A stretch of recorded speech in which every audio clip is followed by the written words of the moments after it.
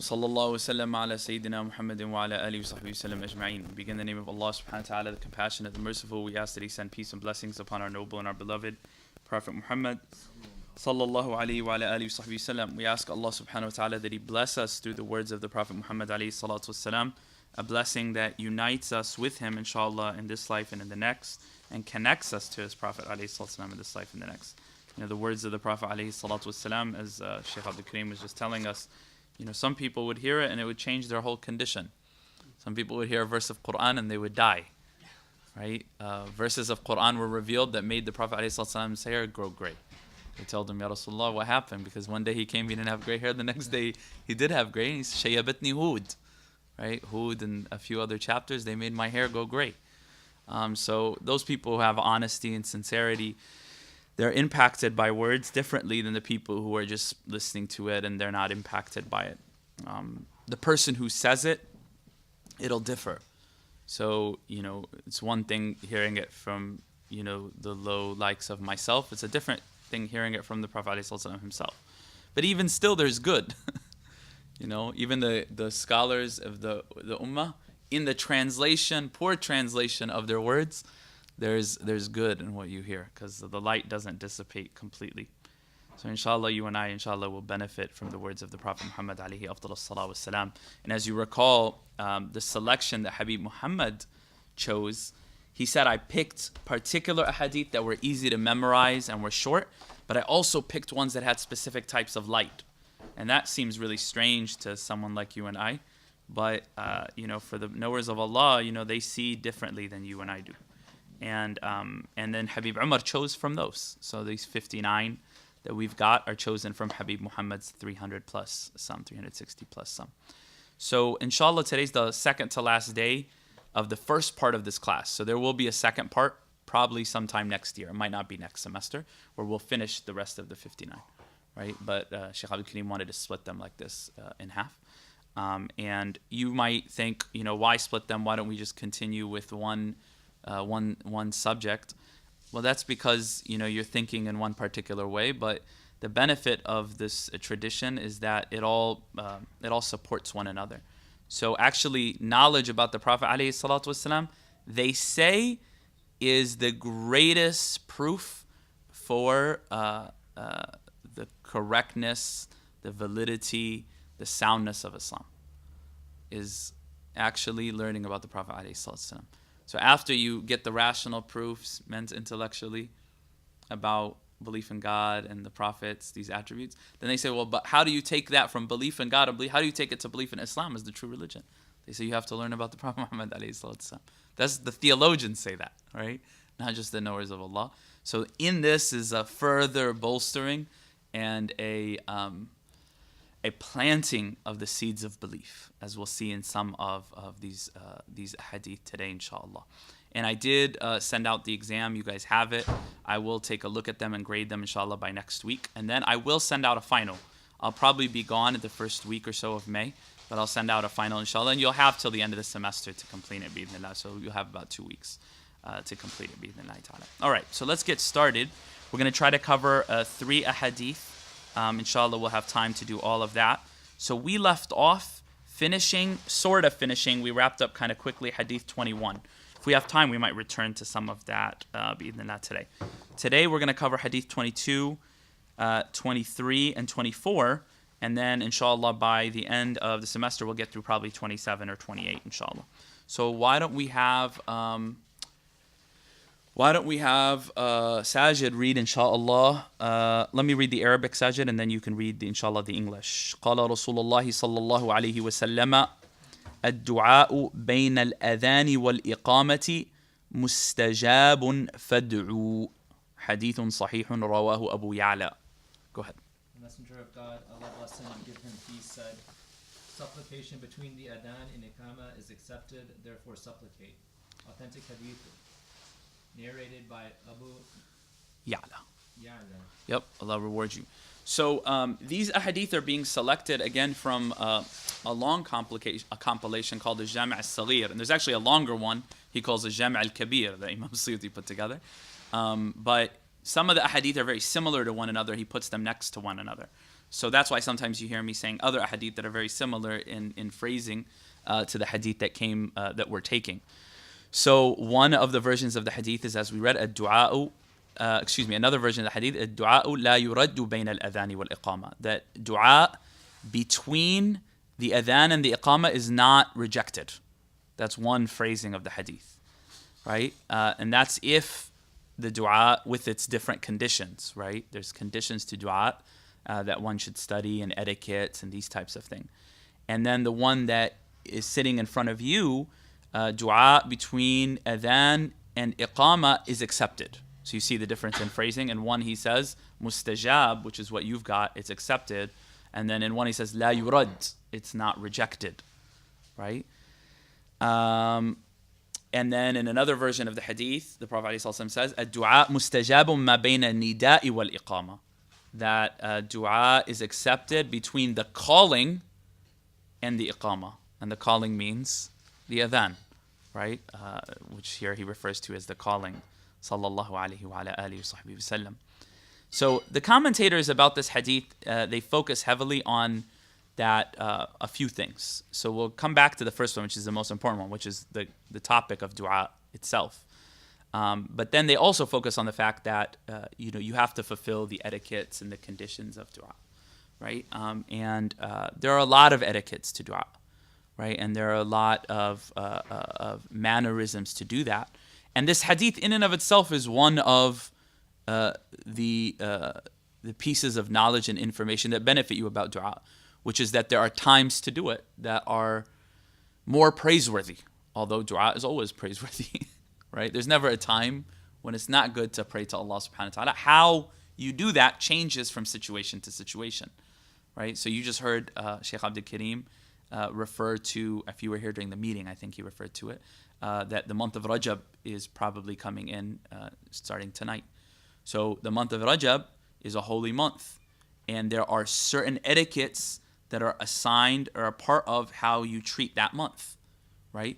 In the prayer, there are certain du'as that you do, certain times of the day and times of the night, as we'll cover later in the hadiths to come. What do you say at this time of the day? What do you say at that time of the day? Does that mean that you can't make dua at any time? No, of course not. It's always good. Does that mean that you only have to make the ad'iyah, that's the plural of dua, that the Prophet ﷺ did? No, of course not. In fact, a mixing is probably useful because sometimes if you're only saying what you've memorized, maybe you're not thinking about it as much. However, the du'as of the Prophet ﷺ, the ad'iyah of the Prophet ﷺ, as Shaykh Abdul Kareem constantly mentions the phrase of the ulama, that it knows the pathways of the heavens. There's a certain benefit and blessing in saying what the Prophet ﷺ said and doing when the Prophet ﷺ said to do things. However, knowing that we're all growing, right, sometimes we got to mix it up so that we can have a certain amount of consciousness in what we're doing, right? If we were truly honest with ourselves, we would do everything the Prophet ﷺ did as he said to do it, right? And then that would be a great station, right? But, knowing my own self, right, every now and then I have to relax, I have to do other things because I'm not there, right? That's why they say, as we mentioned to you in the last class, that true seekers of Allah, they find in the Quran all of that which they seek, right? Right. Allahumma salli wa sallim alayhi wa ala alihi. So here, Amjad, Allah reward him in his translation of this commentary, he says supplication, dua, is a request directed to God the Exalted, which we call in Arabic dua. And we use this word supplication that a lot of people don't know what the word means. And then adhan is the call which indicates the entrance of the prayer, which we all know it. And iqama, the call which indicates the imminent start of the prayer. So the hadith defines one of the most blessed times because within it, supplication is accepted. One supplicating should try to be in a state of ritual purification. That's one of the adab. Have a present heart. Be submissively humble, which is khushu'ah. And feel broken and lowly before God the Exalted. It is also highly recommended that one begin the supplication with repentance because God loves those who repent. Right? If you want to enter into the presence of a king, the first thing you want to do is what do you want to do? You want to remove all the all the filth, right? That's what we talked about in the Glorious Treasure and in other classes. It's takhliya before tahliya. You remove the dirt and the filth. Purity is half of faith, the Prophet ﷺ said. So you purify yourself, then you come in. So you repent. Atubu ilallah min kulli dhanb. All of the dhunub. Right? And then you make dua to Allah subhanahu wa ta'ala. The Prophet's statement, therefore supplicate, because that's the end of the hadith, is a command. Right? He commanded us. Strongly encouraging, right? It's not an obligation. Strongly encouraging us to make dua. Ya Rab, in one form of the hadith, or in the longer form of the hadith, they say, what then shall we say, O Messenger of God? And he said, ask God for well-being in this life and in the hereafter. That's in one form, the longer form of the hadith. Ask God for well-being in this life and the hereafter. So some of the lessons that the commentator says about this hadith, that brings to light the merit of the time between the adhan and the iqamah, and that God the Exalted accepts supplications during this time. It also encourages one to keep an eye out for times in which dua is accepted, like the month of Rajab. You know, the month of Rajab, they say about it, he said Shahrullah. That's what Shaykh Abdul Karim said, right, from the hadith. They also say that it has nicknames, Shahrullah al-Asab wa Shahrullah al-Asam. Shahrullah al-Asam means like the death month of God. And what does it mean? Is because during the 4 sacred months, fighting is prohibited. Initiating fighting is prohibited. So both before Islam, the Arabs used to try, although not always, to not fight during these months. And even during the time of the Prophet ﷺ, there's examples, there's proof that even the disbelievers would not fight, wouldn't initiate sometimes fighting during the sacred months, right? They didn't always hold to it, but that's interesting, right? Like the killing of Khabbab, it's a well-known story when he was killed.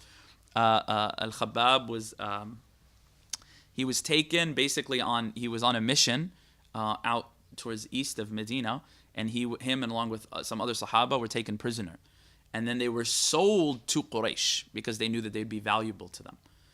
And in this story of Khabbab radiallahu ta'ala anhu, is they didn't execute him because it was during the sacred months. So they said, you know what, let's imprison him as a slave and then we'll execute him after.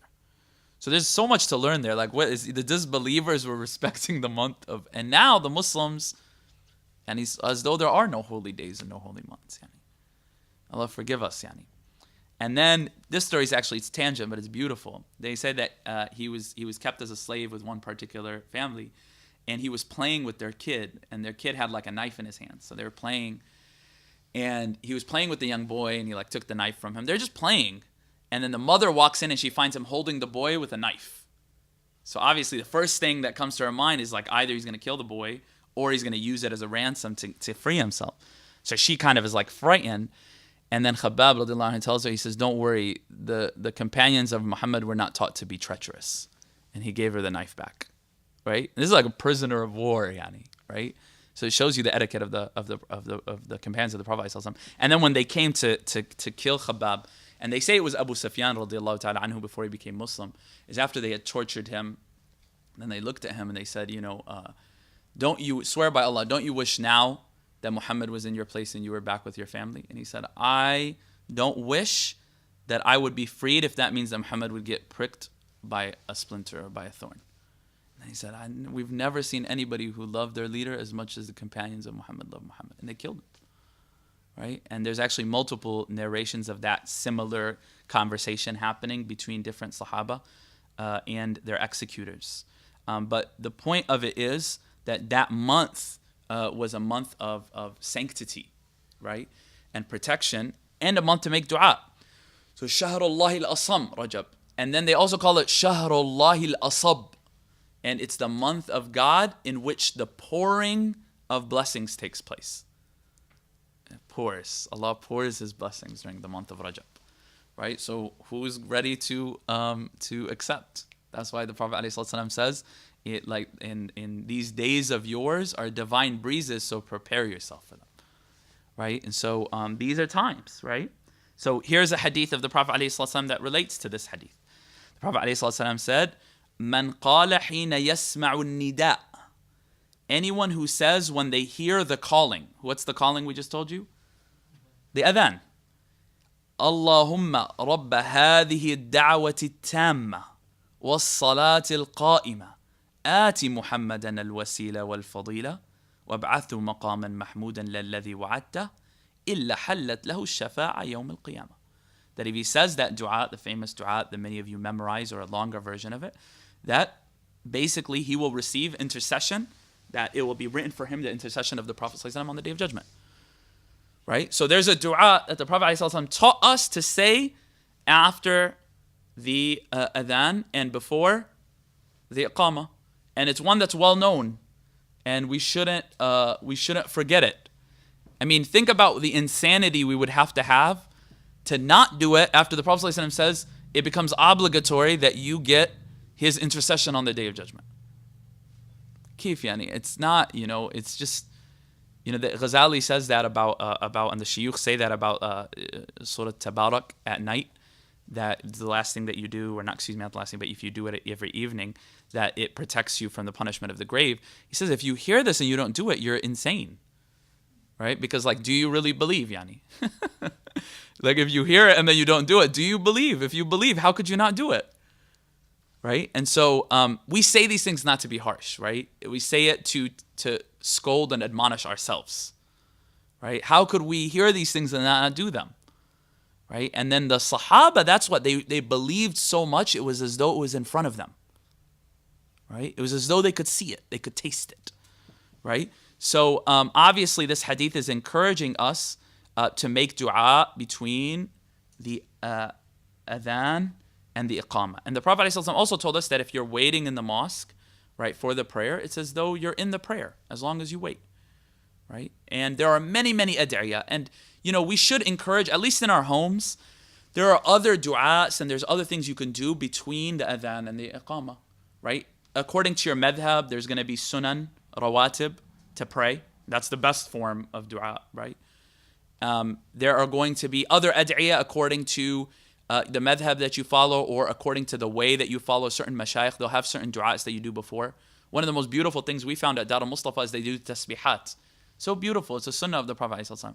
Subhanallah, Subhanallah. There's always, prayer's about to start because they're doing it right before, right? And they'll do the tasbihat and then they'll do the iqamah, right? And some of my friends and I, we talked about how in certain parts of the Muslim world, it's just so dry. You expect the kids to sit there, for example, at school for 40 minutes between the adhan and the iqamah, and there's nothing to do. They're supposed to just sit and be quiet, right? No, it's not natural for a young person to do that. But to encourage them to do ad'iyah, to pray, then they won't talk. If you don't want them to talk, rather than shouting at them, don't talk, don't talk, don't talk, don't talk, don't talk, give them something to say. Right? Give them some dua to say. Our religion can't be, don't do these things, don't worship. But then you give them no substitute. Right? And so, no, we encourage them to do these things. And the last thing I'll say about this hadith is the hadith of the Prophet ﷺ that he said, "Ad-du'a mukhul ibadah." It's the essence of prayer, right? It's mukh, they call it now. They even use it for brain. It's the essence of worship. Right? It's the essence of worship because it's the essence of poverty before Allah. Literally, we're raising our hands, like poor people that we are, and we're saying, "Allah, please give me." Right? It expresses our poverty to its utmost. Right? So have a relationship. You and I should have a relationship with Allah. Shaykh Abdul Karim constantly tells us, I think is really beautiful. Even if you're going to ask somebody for something, that first you ask Allah and then you ask them.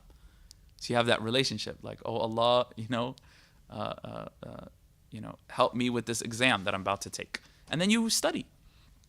Right? So that, alhamdulillah, is that, bi'idhnillah. Is there any questions about this hadith before we move to the next one? Wow, a couple questions. Yeah, Musbah. 2 questions. Sure. Polemics of wasila and all that stuff aside, Uh-huh. how do people really argue that when hadiths like this exist? Yeah, they don't. The people who are against these things, their positions are of different types and they're more nuanced than that. So some of them will say we agree that there is the great intercession of the Prophet ﷺ, but maybe not beyond that. And they have their different positions. We don't need to even repeat them because I don't want them to even enter into anyone's heart. But they have their different positions. And, Jazakumullah khairan, they have positions, and the shuyukh of Ahl Sunnah have positions. And we take the shuyukh of Ahl Sunnah's position. And even amongst the shuyukh of Ahl Sunnah, there's some nuanced differences between them. So they follow this, like they'll say this dua, you know, and they'll just say, oh, that's unique for this one thing about the Prophet Muhammad alayhi salatu wasalam.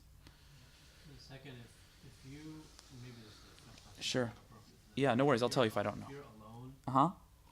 and you play the adhan, like an audio of the adhan or something, or Yeah. is it preferable for you to just do it yourself? Yeah, I think you'd have to ask. Dua, and then That's a really good question. I would ask somebody who's Hanafi, because I know that's the school that you follow. I know that a lot of the shuyukh that I personally have asked about the recorded adhans, they're really upset about it all over the Muslim world. Basically, now in large amounts of the Muslim world, it's a recorded adhan. And they're really upset about it because of the amount of reward that's removed for all those people. A lot of them, they use the excuse that like the tourists are upset. Like in Egypt, there's so many mosques, there aren't appointed mu'adhins. So some of the adhans are, and let's just we'll be quiet, you know. So some of the tourists are like complaining like that's not pretty, or you know. So unfortunately they've shifted in a lot of the countries. I don't know if in Egypt they have, but in a lot of the countries they've shifted. Allah subhanahu wa ta'ala protect us. But I would ask somebody who's Hanafi and see what their ruling on that is. Anybody? Still say, like, just say you don't live with him and he can make the adhan after you prayer, but you just have it on your phone. Mhm. You still just say the dua, like maybe you'll get some or maybe. You know, I would say it, but they have this quote about Imam Malik. They say, "La yus'alu Malik fil Medina." No, ya yuftaw Malik fil Medina. Nobody gives fatwa when Malik's in Medina. And they used to say that about Imam Malik because he was the scholar of Medina. And so, if any fiqh question about Shafi'i fiqh, like it really doesn't make sense to ask me when Sheikh Abdul Karim's here. And so, I think you guys should just ask him and see what he would say. I know that the question, even about women giving adhan when there's no man in their own house, there seems to be some disagreement. I mean, I wasn't asking that. I didn't, Yeah, just I whether didn't you think should say could do the. that. I Yeah. never heard you could do that. I was just wondering If you could me say the saying dua. after the I would say the dua, but but I don't know if it's I would do it. I say ameen even when I hear them say al-maghdubi alayhim wal-dhalin, even on recordings, I ameen, inshallah. Yeah. Go ahead. When you were mentioning about dua and Yeah. like what kind of state you should be before doing it, Yeah. that was really important. Yeah. You said to feel broken and to feel humble, and then you had a few comments to say before that. Yeah, sir. I'm just going to read it for you, and you'll get this, inshallah, in the email as well, in the Google Classroom. He says that you should try to be in a state of ritual purification, wudu, and the highest form of ritual purification. Have a present heart. Be submissively humble, which is khushu'ah. He's translating that as submissively humble. And feel broken and lowly before God.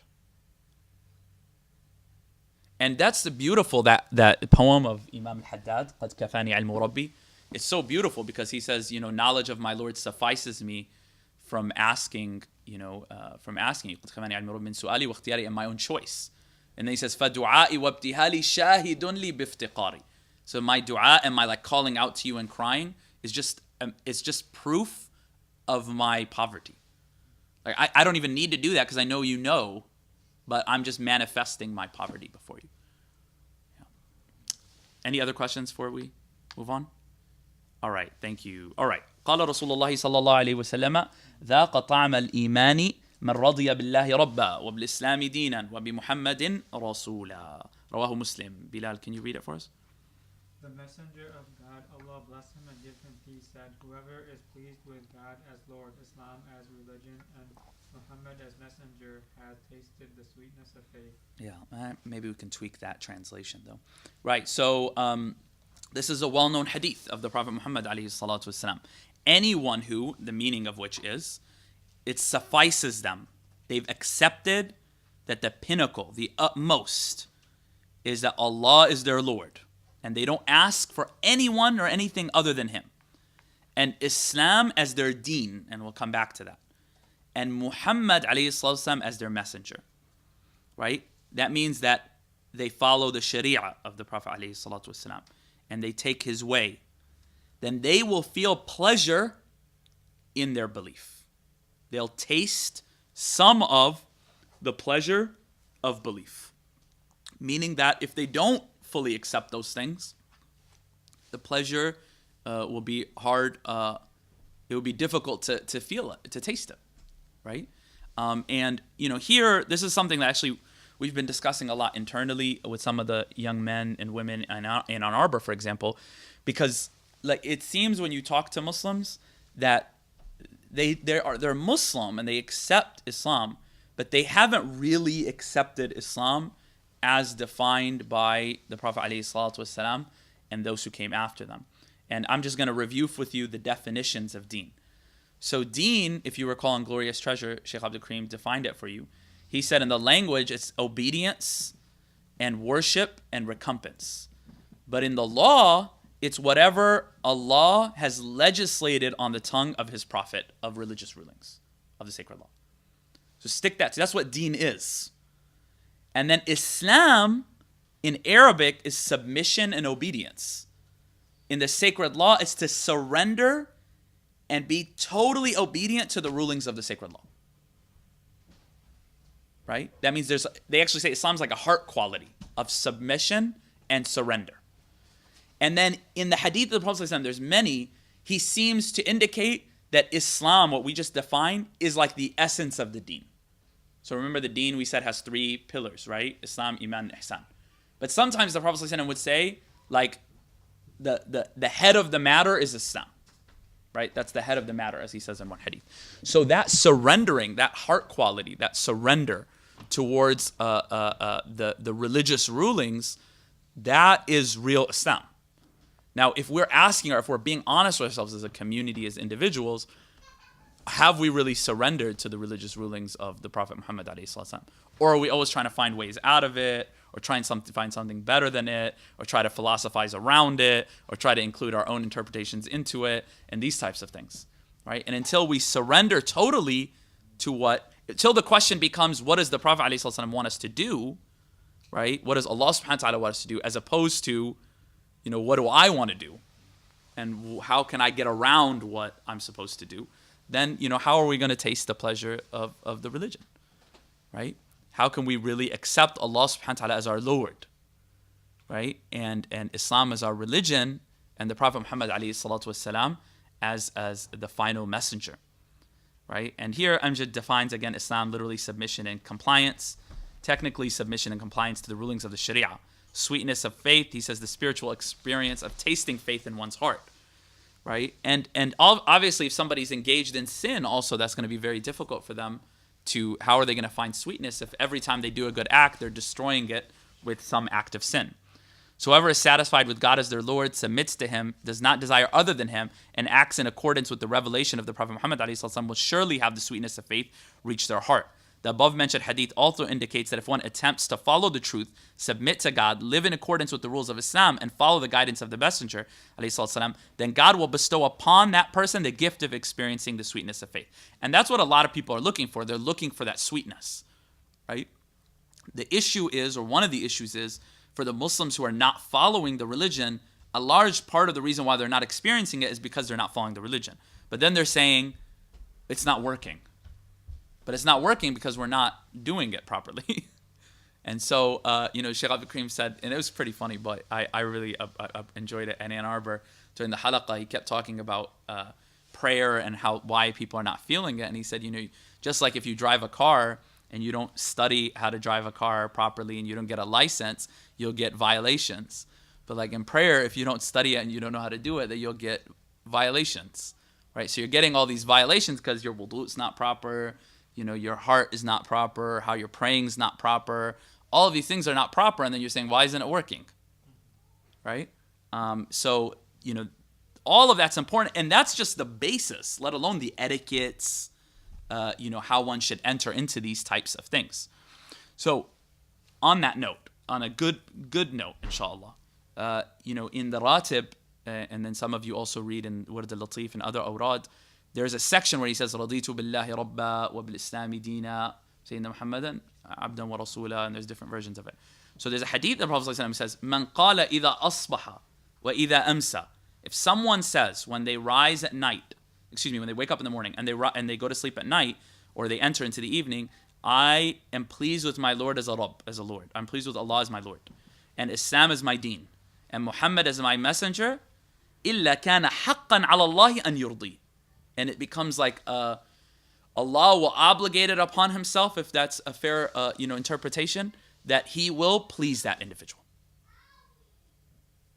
Right? حَقًّا. It's truth. It's real that Allah will please that individual. Right? And then he says, "Man qala raditu billahi rabban." Whoever says, I'm pleased with Allah as my Lord, and Islam as my deen, and Muhammad alayhi salatu wasalam as my prophet, wajabat lahu al-jannah. It becomes obligatory upon them that they enter into heaven. Right? So it's really amazing. This religion is really like lofty and beautiful and intricate, but then it's also like, there's all these like beautiful shortcuts that the Prophet ﷺ gave us. It says, just say this, just do this, right? And it will get you there. And that's part of the beauty of this message, the beauty of this religion, right? Is that there are these manners to getting to Allah subhanahu wa ta'ala. The Prophet ﷺ was given ease, right? His community does less than the communities who came before, and they receive what they received and more. And that's fadlullah, ya'tihi man yasha. He gives it to whom he wills. It's his fadl, right? So to summarize back what I was trying to get across, what I was trying to say in these two sections. One, going backwards, obviously this hadith is a way to get that sweetness of faith, is to say that every night and every morning. And something like the ratib, that's just one of the things that you say in the ratib, right? So each one of them has some type of hadith. If you say this, you get this. Or it might just say you should say this, right? And there are other awrad, there are other litanies, right? And you'll get that are from the Prophet ﷺ, from people who took from him all the way back. So it doesn't matter. The ratib is not the only thing that you should do or you should look for. Your other sheikh might tell you to do this, or you might find another sheikh who tells you to do that. The point is that the hadith of the Prophet ﷺ encourages us to say certain things. In this case, if we want the sweetness of faith, then we should be trying to say this particular dua in the morning and in the evening. And then I said going backwards, so the first point that I was trying to make in a very long fashion was that we really do need to surrender ourselves and accept Allah as Lord. He's in charge. Like, that is one of the most difficult things for people to grasp, in my opinion, in the climate that we're in here. Allah's in charge. Taysir is not in charge. Right? Sheikh Fulan's not. Allah's in charge. Right? And he does what he wills. And the more that we're willing to say, even in good and in bad, alhamdulillah, and we're going to be patient and we're going to pray to Allah, then we will feel the sweetness and we'll taste the sweetness of it. If we object, then, we'll object, and Allah subhanahu wa ta'ala, he'll still give what he had measured out to give. And, I'll share with you just the last part of this hadith that I've shared with some of you before. If I could just pull it up, inshallah. In which the Prophet ﷺ says, this is a hadith. Some say it's not a hadith. Some say it's an Isra'iliyah. Some say it's a really weak hadith. And it's Qudsi in its nature, meaning Allah subhanahu wa ta'ala is the one who's speaking. And so we'll just take the safer position and say we don't know if it's a hadith. It might just belong to the Isra'iliyat. But I want to pull out a certain portion that is relevant here. He says, he's telling the servant, don't tire yourself because I've already measured out for you your wealth, right? So he says, oh, son of Adam, or children of Adam, I've created you for worship, so don't play. And I've portioned for you your wealth, so don't tire your heart. Don't worry. You could tire your body, but don't tire your heart. If you're pleased with what I've portioned for you, then I will give you like a comfort of heart and body. And you will be written with me amongst those who are praiseworthy. And if you're not content with what I've given you, then I swear by my izzah and my jalal that I will make the world in control of you, have sultan over you. And you'll run in the fields like the animals run in the pasture. Right? Seeking out wealth, right? And then he says, and then you won't get except what I already portioned out for you. In other words, it doesn't change. You just become tired. And you'll be written with me amongst those who are blameworthy. Right? So regardless, look, Allah's in charge. What he's written is going to come to pass. Nobody can change it. Nobody gets to change it, right? So we have to really accept Allah as our Lord. And if we really accept Islam as our deen, then we need to surrender our heart to the rulings of the Sharia. Right? We should be asking ourselves, what does Allah want? What does the Prophet Muhammad alayhi salatu wasalam want? That should be the most important thing to us. And then quickly, because we're running out of time and I'm running out of battery, the Prophet alayhi salatu wasalam said, قال رسول الله صلى الله عليه وسلم رب أشعث أغبر مدفوع بالأبواب لو أقسم على الله لأبره. Rawahu Muslim. So why don't we have, does anybody else have it in front of them? Patrick, can you read this last hadith for us?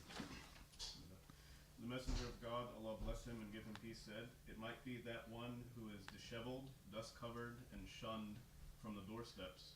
Were he to take an oath by God, indeed he would fulfill it. Right.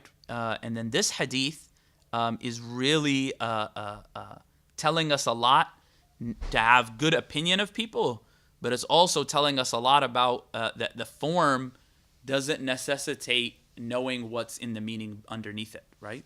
So here the Prophet ﷺ said, as Patrick just told us, it might be that one who is disheveled, dust-covered, and shunned from doorsteps. Were he to take an oath by God, we pray to Allah, indeed Allah would fulfill it immediately, right? And there's multiple versions or multiple ahadith that have similar wording. So here, رُبَّ أَشْعَثْ مَدْفُوعَ بِالْأَبْوَابِ, right? لو أقسم على الله لأبر. And then there's رُبَّ أَشْعَثْ أغبر ذي طمرين. And this is like someone who has like two torn pieces of garment, right? In other words, his clothing's torn up, right? And like people's eyes avert from him. They don't even want to look at him. Though if he were to swear or make an oath by Allah, Allah would immediately answer it, right? And whenever this hadith is mentioned, a lot of people get the wrong conclusion. Like one of the conclusions that's often reached is like, oh, aren't we supposed to be clean? Yeah, we are supposed to be clean. That is sunnah. And some of the commentators of the hadith say that he's not like dirtying himself, but he's taking this religion so seriously that he's kind of lost himself in it. And he's ignored things that are sunnah to take care of, but he's ignored them. Right? But we judge by form, and God judges by what's internal. Right?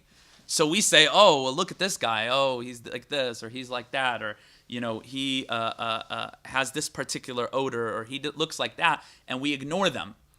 And the reality is that with Allah, they might be someone grand. Right? And then honestly, Allah subhanahu wa ta'ala sends people, also tests us. You'll come up, somebody will come up to you and talk to you, and you'll ignore them, and then that will be a big problem for you, in the next life, or you'll disrespect them, and you see this a lot, even like with people who have shuyukh, like they'll disrespect everyone other than the sheikh. It's like not appropriate, yani. You should astaghfirullah, yani. You should respect all of the Muslims. And yes, you love your sheikh just like you love your father or you love your mother. But just because you love your father and mother doesn't mean you're allowed to disrespect other people's fathers and mothers or other people on the street, yani. It's not allowed, yani. Let alone that you disrespect people. We should be looking for piety. We shouldn't be looking for form. And so some shuyukh, it's from the sunnah of the Prophet ﷺ and what Allah has given them that they have the outward appearance of someone of piety. And some people, they don't, yani. And we should assume everyone is one of Allah subhanahu wa ta'ala's friends and his saints. Everyone that we meet, we should assume that. We should have adab with everyone. We don't know, yani. How do we know? Right? And so we don't want to be like that other hadith of the Prophet ﷺ. He said, anybody who has enmity or fights or turns against of one of my awliya, that I declare war on them. The meaning of which of the hadith is. Right? You want to be at war with Allah, yani that's something we will lose, yani, for certainty. Right? So we have to be really, really, really careful how we treat people. Particularly whenever we feel like our hearts that they're disrespecting somebody, we should go out of our way to treat that person better. And to give that person gifts. And to speak positively about that person. Even if we disagree with them. Even if they come, as Sayyid Misbah was mentioning, alluding to earlier, there are people who have very different understandings of this religion than we do, right? And we don't have to say what they're saying is right, but we should be careful what we think about them, right? And how they'll end, right? They tell us even the disbelievers, we should be careful, because they might end as believers and we end as disbelievers, right? We don't know. We don't know. So we need to be really, really careful. So this hadith, that's the main gist of the meaning of the hadith, but I'm going to share with you some more, inshallah. So he says, shunned from the doorsteps. He says that due to his appearance, people would slam their door in his face if he asked them for something. In other words, he was an outcast. Were he to take an oath by God, that's what he says, that he would vow God to do something. In other words, he would ask Allah subhanahu wa ta'ala to make a vow that he does something. So, what we want to really think, I'm just asking in this translation and some addition, he said, if somebody were to show up on our doorsteps and they were asked us and they were to be disheveled or they would look a certain way, how would we respond to that, right? And would we assume the best in them? And the Prophet ﷺ spent large amounts of time with Ahlul Sufa. And basically Ahlul Sufa were the poorest of the poor, and they had nothing. And they lived in the Prophet's mosque, ﷺ, in the back, basically. Right, and at least for a portion, it was the back. At the beginning, it was the back, and basically they had like a ceiling above them that was like a rough ceiling, just like the Prophet ﷺ began at the front of the mosque did, and they were kind of on an elevated little plane, and they would just live there. The Prophet ﷺ would go there and he'd hang out with them, and he'd spend time with them, and he would feed them, right, and he loved them, and some of them took more from the Prophet ﷺ in terms of knowledge than anyone else, like Abu Hurairah. Abu Hurairah, basically, he converted to Islam. He just didn't leave the Prophet ﷺ's side. And yeah, there was a miraculous element to it that he made dua from, that he would memorize everything. But there was also just like suhbah. He didn't leave the Prophet ﷺ. Others would go to business. He didn't have nothing except the Prophet Muhammad ﷺ, right? And he focused on him.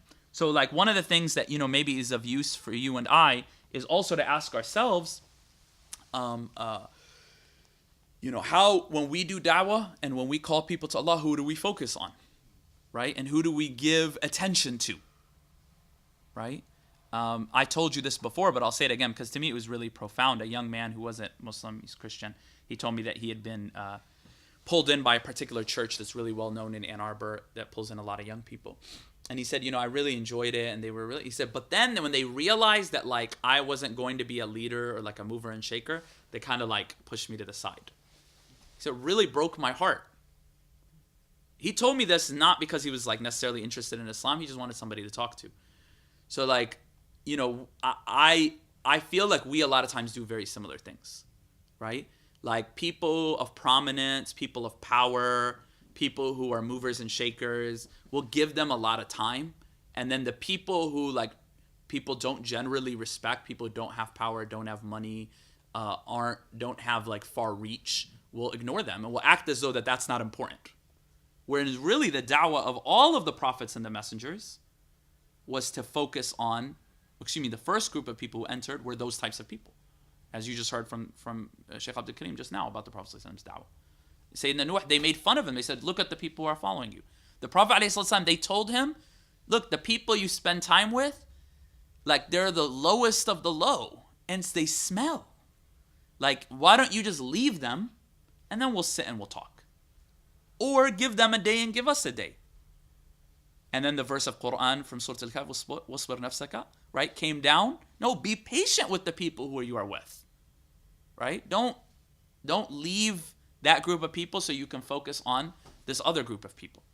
Right? That's why our shuyukh have been encouraging us to focus heavily on, obviously, people who want to learn and want to grow. Right? People who show that. Because what are you going to do? Constantly go out to people whose lives are just khalas, like their heart is focused on something else. Right? So the people who really want to learn and want to grow, but also on the people who are mustada'afin, people who other people are turning away from. And a lot of times those people are very ready to learn and to grow. Right? And we're constantly trying to pull the people who, you're trying to convince them that the world is not where it's at. Right? And it's good to spend some time like that. But shouldn't we spend time with the people already ready? They're already ready saying, please.